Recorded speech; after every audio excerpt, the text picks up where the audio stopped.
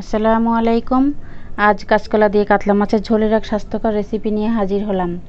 তো এই তরকারিটা রান্নার জন্য আমি এখানে 4টা কাঁচা কলা নিয়ে নিলাম। আর এখন আমি ভাবছি যে কাঁচা কলাগুলো আমি কোন জেলার স্টাইলে কাটবো। তো যাই হোক, এগুলো আমি যশোর জেলার স্টাইলে ভালোভাবে কেটে নিয়েছি। আর এগুলো আমি ধুয়ে এখন একটু পানিতে ভিজিয়ে রাখছি যেন বাড়তি কষটা বেরিয়ে যায়। আর এখানে আমি নিয়ে নিলাম কিছু কাতলা মাছের টুকরো। এখানে আমি দিয়ে দিলাম পরিমাণ মতো লবণ ও হলুদ গুঁড়ো। আর এখানে আমি সামান্য পরিমাণে মরিচের গুঁড়া দিয়েছি। দিয়ে এগুলো আমি এখন ভালোভাবে এখন মাছের গায়ে মাখিয়ে নিচ্ছি এপিট ওপিট করে। তো মাছগুলো আমার মাখা হয়ে গেছে। আর এখানে আমি কিছু পেঁয়াজ ও কাঁচামরিচ নিয়েছি। আর রান্নাটা আমি সম্পূর্ণ আজকে কাঁচামরিচ দিয়েই করব। তো চুলায় একটা কড়াই বসিয়ে দিলাম। এখানে আমি দিয়ে দিলাম পরিমাণ মতো তেল গরম হলে এখন আমি মাছের টুকরোগুলো দিয়ে দিচ্ছি। আর যেহেতু এটা আমি তরকারি দিয়ে রান্না করব, এই জন্য মাছগুলো আমি এখানে বেশি ভাজবো না। মিনিট 2 ভাজার পরে এখন আমি মাছগুলো উল্টে দিচ্ছি। আর যেই তরকারি দিয়ে যে মাছটা রান্না হয় সেই মাছটা বেশি ভাজলে তরকারিতে স্বাদের ঘাটতি হয়। মাছটা একটু কম ভাজলে সেটা মনে হয় যে মাছের ঝোলের তরকারি, নতুবা মনে হয় না আর কি। তো মাছগুলো আমি এখন তুলে নিচ্ছি। তো কড়াইতে পর্যাপ্ত তেল ছিল, এজন্য ওই তেলের ভিতরেই আমি কিছুটা কাঁচামরিচ দিয়ে দিলাম ও পেঁয়াজগুলো দিয়ে দিলাম। দিয়ে এখন আমি একটু ভালোভাবে ভেজে নিচ্ছি।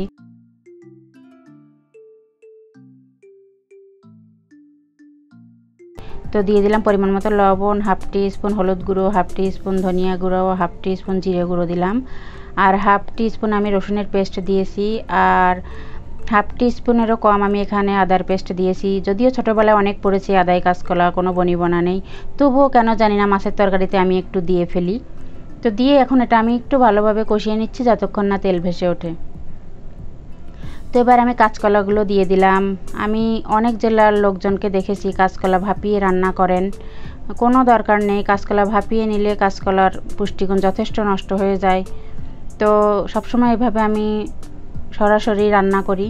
তো কাঁচকলাগুলো আমি এখন 3 মিনিট ধরে ভালোভাবে কষিয়ে নিয়ে এখানে আমি গরম পানি দিয়ে দিলাম ঝোলের জন্য। আর গরম পানিটা দিলে রঙটা কালো হয় না, বেশ সুন্দর থাকে।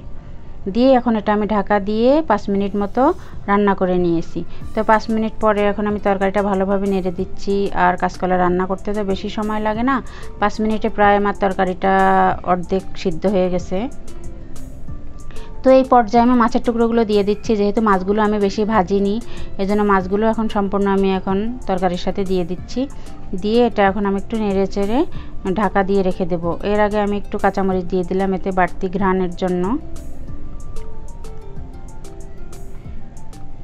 দিয়ে এটা আমি ঢাকনা দিয়ে আরও মিনিট 3-4 মতো আমি এটা রান্না করে নিয়েছি।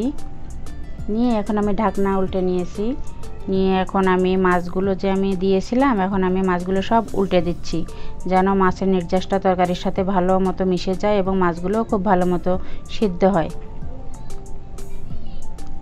তো এইভাবে কাঁচকলার তরকারি রান্না করলে খেতে খুবই মজা হয়। তো আমি আবারও ঢাকনা দিয়ে দিলাম। দিয়ে আরও 3-4 মিনিট মতো আমি এটা রান্না করে নিয়েছি। আর এই যে তরকারিটা আমার প্রায় রেডি হয়ে এসেছে। আর এই কাঁচকলার তরকারিটা একটু ঝোল ঝোল খেতেই ভালো লাগে। তো এই যে রান্নাটা হয়ে গেছে, এখন আমি এটা চুলা থেকে নামিয়ে নিব। আর এই কাঁচকলা খুবই একটা মজার তরকারি আর সম্পূর্ণ একটা স্বাস্থ্যকর একটা তরকারি। তো আর এখানে কিন্তু গুঁড়ামরিচ দিয়ে রান্না করলে কাঁচকলার স্বাদ যথেষ্ট নষ্ট হয়। কাঁচকলা সবসময় কাঁচামরিচেই ভালো স্বাদ আনে। তো আশা করছি ভিডিওটা ভালো লাগবে। ভালো লাগলে লাইক শেয়ার করবেন। আর যারা এখনও সাবস্ক্রাইব করেনি সাবস্ক্রাইব করে দিবেন। আসসালামু আলাইকুম।